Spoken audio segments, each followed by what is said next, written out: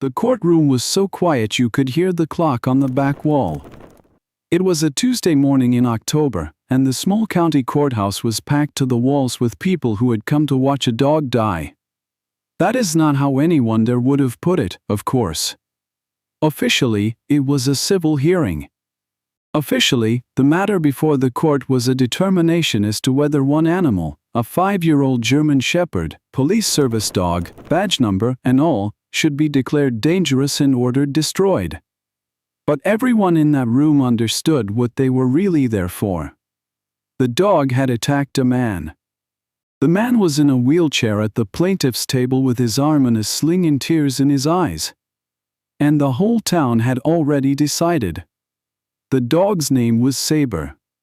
He lay on the floor beside the defense table, muzzled, his lead in the white-knuckled fist of his handler, a young officer named Danny Ruiz who had not slept in 9 days. And Saber lay perfectly still through all of it, through the testimony and the photographs and the terrible things people said about him, with a strange, patient calm that a few people in that courtroom found almost unbearable to look at.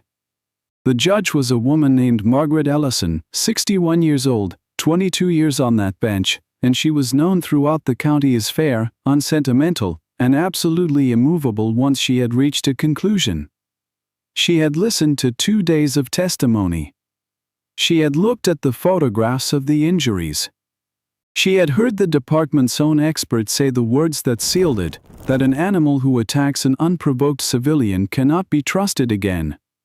And on that Tuesday morning, Judge Ellison took off her glasses, and she looked down at the dog lying at the defense table, and she said that she found no alternative available to the court. She ordered that the animal known as Saber be humanely destroyed within 30 days. Danny Ruiz made a sound in that courtroom that people who were there still describe as the worst thing they ever heard a grown man do. And then, in the silence that followed, the dog stood up. What Saber did in the next 90 seconds, in front of a judge, in front of a packed gallery, in front of the man he had supposedly attacked without cause, is a thing that not one soul in that courtroom will ever forget. It stopped a judge in the middle of her own order. It emptied a courtroom. And by the end of that week it had torn a hole in a story that a very careful, very patient man had spent 2 years. But to understand what that dog did, and why, you have to go back. Back to a bright afternoon in a public park 9 days before, when a police dog with a spotless record suddenly went for a stranger, and no one on this earth could explain why. Stay with me all the way to the end. Because this is a story about being condemned for telling the truth in a language nobody understands. And it is one of the most extraordinary I know. Danny Ruiz and Saber had been partners for 3 years, and if you had asked anyone in that department, they would have told you the same thing. That dog was the best of them. Danny had come up hard. He was the kid from the bad end of town who everybody expected to end up on the wrong side of the law, and who had shocked them all by putting on the uniform instead. He was quiet, serious, careful. He had wanted the K-9 unit from his first day, and he had waited 4 years for a slot, and when they finally handed him a young shepherd named Saber, Danny Ruiz treated it like a sacred trust. Saber was, by every measure, exceptional. He was calm. That was the first thing anyone noticed. Not the coiled, quivering intensity of some working dogs, but a settled, watchful steadiness, an animal who took in everything and reacted to almost nothing. His temperament scores through training were nearly perfect. In 3 years of service he had never once bitten a human being outside of a controlled scenario. Not once. He had faced down men with weapons and stayed exactly as steady as his handler needed him to be.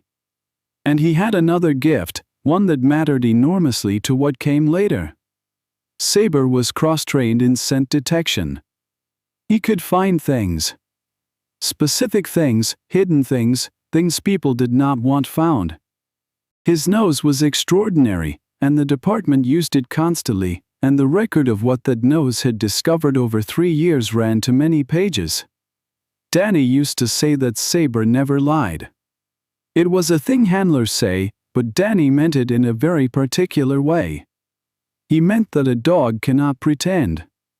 A dog cannot decide to shade the truth, or protect himself, or say what people want to hear. When Saber alerted on something, it was because it was there. Not because it was convenient, or believable, or easy. It was simply, absolutely there. The trouble, Danny would learn in the worst 9 days of his life, is that a dog also cannot explain. The attack happened on a Saturday afternoon in the town's Central Park. There was a community event on, the kind of thing small towns do, food stalls and a band and children running everywhere. The department had a table there, as they always did, and Danny had brought Saber, as he always did, because the dog was calm as still water in a crowd and the kids adored him. Saber had spent the whole afternoon lying in the grass while children hugged his neck and mothers took photographs. He had done it 100 times. At 2:40 in the afternoon, a man walked past the table. He was a pleasant-looking man in his 40s, in a wheelchair, being pushed by a friend. His name was Curtis Vale. He was, by all accounts, an admired man in that town, a fixture at the church and a volunteer at the youth center, a man who had lost the use of his legs in an accident years before and who had built a whole life of service afterward. People liked Curtis Vale. People felt for him. And when Curtis Vale came within about 15 feet of the police table, Saber came off the ground like something fired from a gun. There was no warning. There was no growl. One instant the dog was lying placidly in the grass, and the next he had crossed the distance and taken hold of Curtis Vale's arm, and there was screaming, and chaos, and children running, and Danny Ruiz hauling on the lead with everything in his body, shouting a command that his dog, for the first time in 3 years, did not obey. It took several long seconds to get Saber off. Curtis Vale was bleeding. His shirt was torn. His wheelchair had gone over. And a park full of families stood frozen and horrified, watching a police officer wrestle with a snarling animal who was still straining with every fiber of his body, toward the man on the ground. That is what 100 people saw. That is what went on the news that night. An unprovoked, savage attack by a police dog on a defenseless disabled man in front of children. And nobody in that whole park, understood that they had just watched a dog try to tell them something. The 9 days that followed nearly destroyed Danny Ruiz.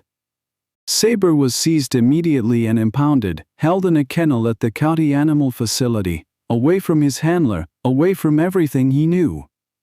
Danny was suspended pending investigation. And the town, which had loved the dog only a week earlier, turned on him with a speed and a venom that broke the young officer's heart. The story wrote itself, and everybody believed it, because it made sense. A police dog is a weapon. Weapons go wrong. This one had gone wrong in the worst possible way, on an innocent, disabled, beloved man, in front of children, and it could never be trusted again. Curtis Vale's face was everywhere, gracious and forgiving in his interviews, saying he bore the dog no ill will, but he only wanted to be sure no child was ever hurt the way he had been. He was, everyone agreed, a saint about it. And that gracious forgiveness did more damage to Saber than any anger could have. Danny fought. God, how he fought. He begged his department, wrote letters, pled with the county attorney. He said the same thing to everyone who would listen and to plenty who would not. That dog does not attack without a reason. 3 years. Not one bite. Perfect temperament scores. He does not do this. Something happened. Something made him do it. Please. Something is wrong here. And they looked at him with pity, and they said, Danny, sometimes a dog just breaks. There was one person who did not look at him with pity. Danny's own aging mentor, a retired handler named Frank Doyle, who had trained more police dogs than anyone in that half of the state. Frank came to Danny's kitchen table on the 8th night, and he sat down across from the ruined young man, and he said something that Danny would think about for the rest of his life. Everybody in this town is asking the wrong question, Frank said. They're all asking why the dog attacked that man. Nobody's asking what the dog was trying to tell you. Danny, I have known 10,000 dogs. That dog of yours does not have a mean bone in his whole body. He wasn't attacking that man. He was alerting on him. Danny stared at him. And a cold, terrible feeling started at the base of his spine. Because Saber was a detection dog. And an alert is a message. And what if the only way a dog can deliver a message about a man, when he is 15 feet away and moving off through a crowd, when nobody is watching, when no one is asked him to search, is to go to that man and hold on and not let go? But alerting on what?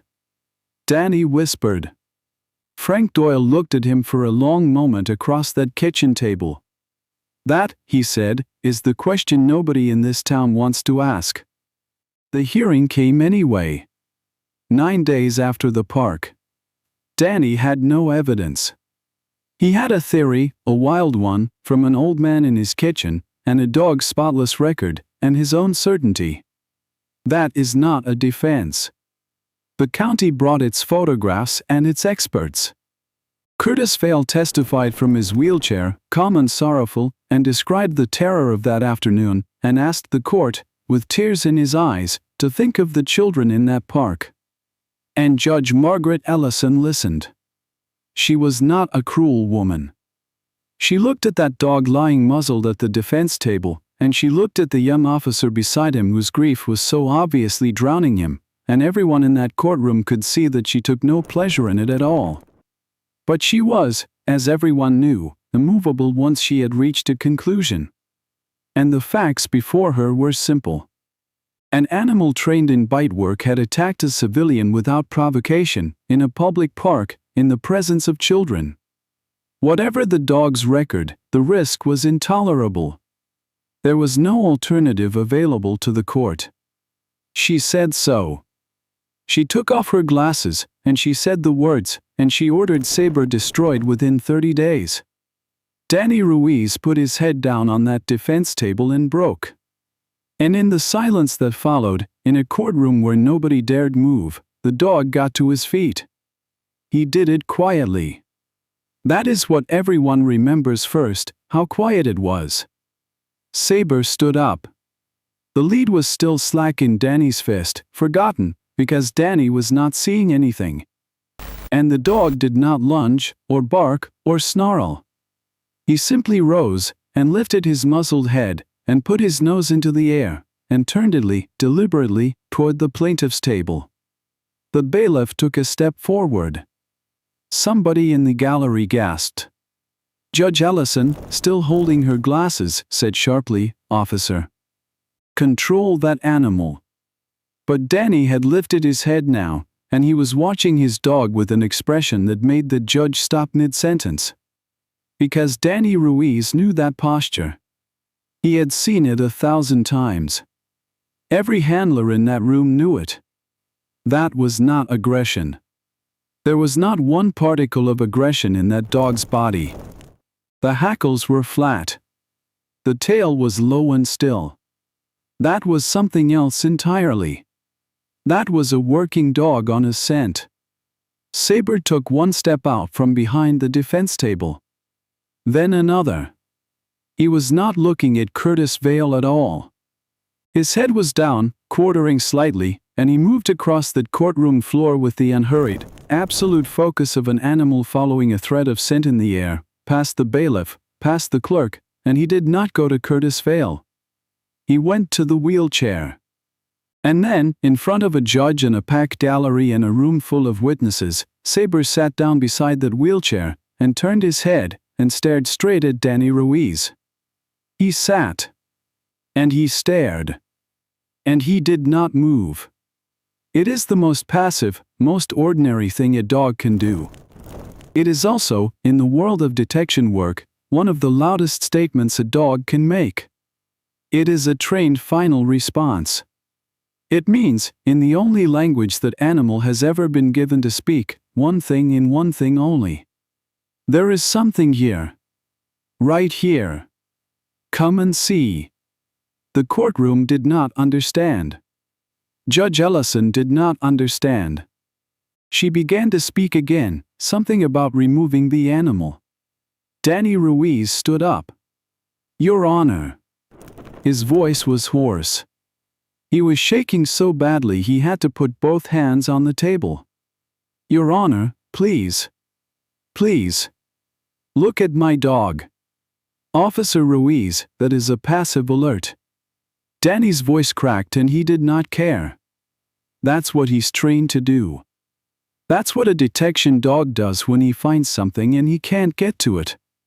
He sits. He sits and he stares at his handler. "Your Honor, he is not attacking anybody. Look at him. He is telling us there is something in that chair." There was a silence in that room that people would describe for years afterward as having a physical weight to it. Curtis Vale said, with a small, pained laugh, "This is absurd." "Your Honor, and that was the moment," several people noticed later, when Curtis Vale's hands tightened on the armrests of his wheelchair. Judge Margaret Ellison had spent 22 years reading human beings from that bench.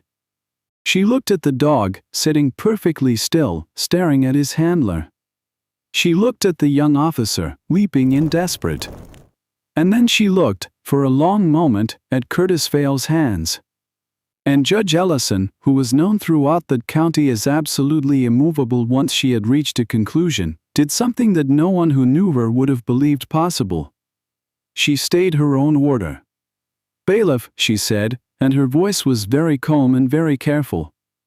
"Nobody leaves this courtroom."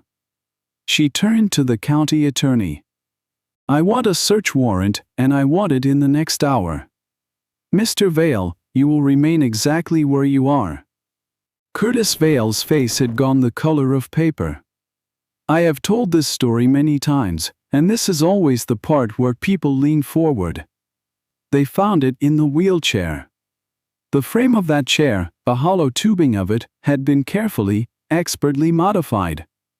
And inside those hollow tubes, sealed and hidden, in a place no security check would ever look, in a place a man in a wheelchair could carry anywhere in that town without a single soul ever thinking to ask, was a quantity of narcotics.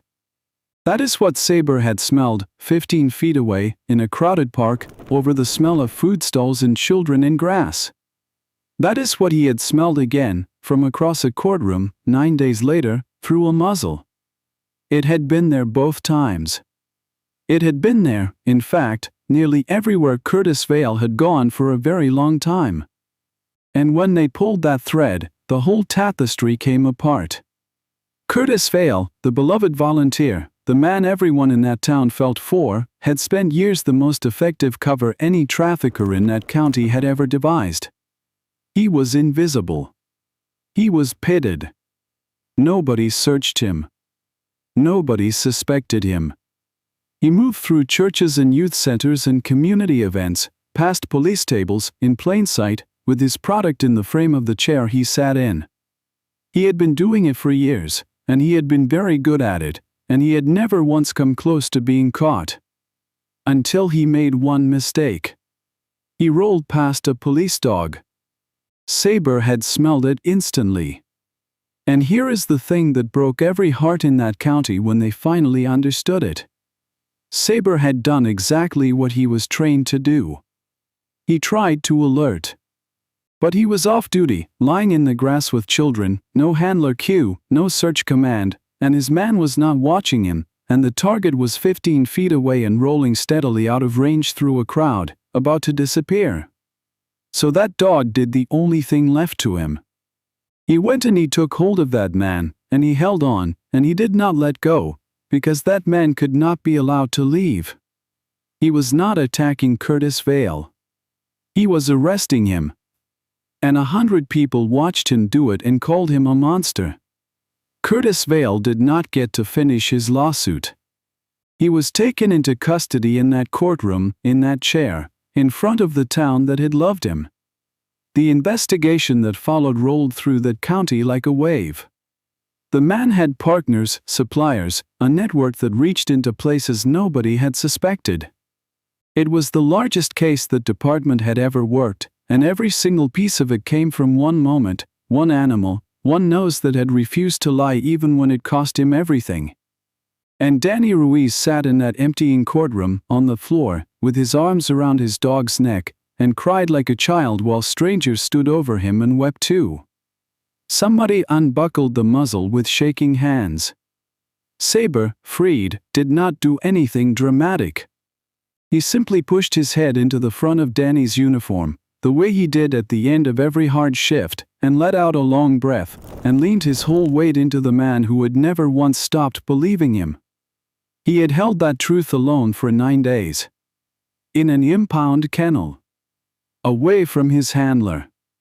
Condemned by a whole town.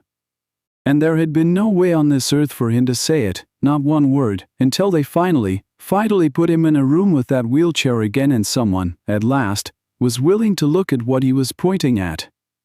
Judge Margaret Ellison sat on her bench through all of it. She did not clear the courtroom.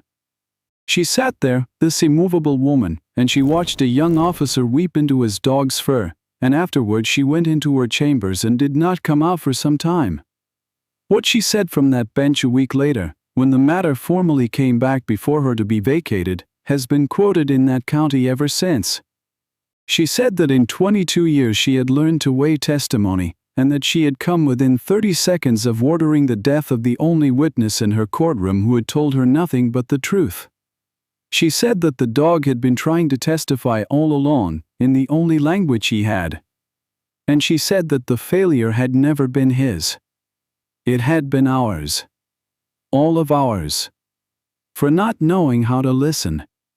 Then she vacated her order, and she cleared Saber's name in the record, and she called the dog up to the bench, and in front of a courtroom packed with a town full of ashamed and weeping people, Judge Margaret Ellison came down off that bench in her black robe, and knelt on the courtroom floor, and put her hands on that dog's head, and told him she was sorry. They gave Saber a commendation, of course. The department made a great deal of it, as departments do, and there were photographs, and a medal, and a great many people in that town who had said terrible things about a dog stood in line to apologize to him. Danny Ruiz went back to work with his partner at his side.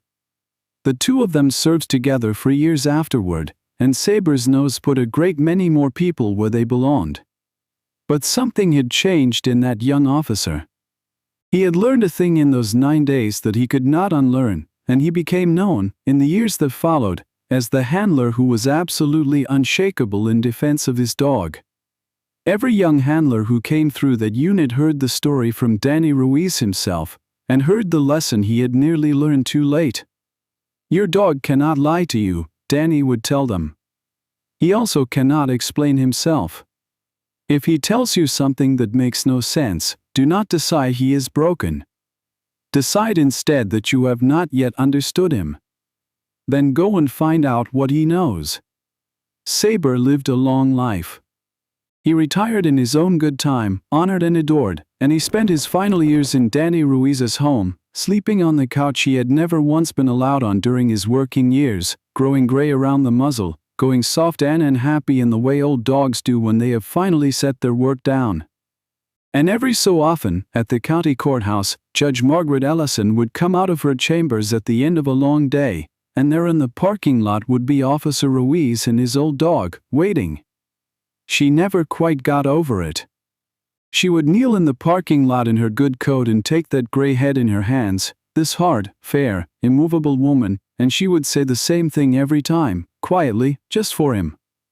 Thank you for making me listen. So that is the story of the police dog a judge ordered killed, and what he did in that courtroom instead. Of everything in it, here is the moment I keep coming back to. It is not the wheelchair, and it is not even the judge coming down off her bench. It is the 9 days before. It is that dog, alone in an impound kennel, condemned, taken from the only person he loved, hearing his own destruction discussed by people who thought he had gone bad. And carrying inside him, the whole time, the one piece of information that would have saved him. He knew. He knew the entire time exactly what he had done and exactly why. And there was no way on this earth for him to say it. Not one word. He could only wait and be patient, and hoped that eventually somebody would put him in a room with the truth and be willing to look at where he was pointing. That is what breaks me about this story. Not the cruelty of it, but the loneliness. Saber never once got to defend himself. He simply held on to what was true, in silence, while the world called him a monster, and waited for someone to finally understand. There are people in this world who are living in that same kennel. People who have been misread, who have been judged for the one moment that looked worst from the outside, who are carrying a truth about themselves that nobody has ever asked to hear. Someone in your life, maybe. Someone whose behavior makes no sense to you at all. Before you decide they are broken, do what Danny Ruiz learned to do, and consider, just for a moment, that you may not yet have understood them. Then go and find out what they know. It costs so little to ask. And it may be the only thing that saves them. If this story touched your heart, do me a kindness and leave a comment below. Tell me about a time you were misjudged, or a time you misjudged someone and learned the truth too late. I read every single one, and those comments are the reason I do this. And if you believe, the way I do, that a faithful heart deserves to be believed, then give this video a like so more people get to hear Saber's story, and share it with someone who needs the reminder today that the truth is patient, and that sometimes it is waiting quietly for us to finally look where it is pointing. If you are new here, and you love true stories about loyalty, courage, and the unbreakable bond between people and the dogs who never lie to us, then subscribe and stay with us. Every week, I bring you another story, told all the way through, from beginning to end. Next time, I want to tell you about a retired police dog who broke away from his family in a crowded market and lay down on top of a complete stranger, refusing to move, and about what he alone had sensed that saved that stranger's life. Until then, listen a little harder to the ones who cannot speak. They may be telling you the most important thing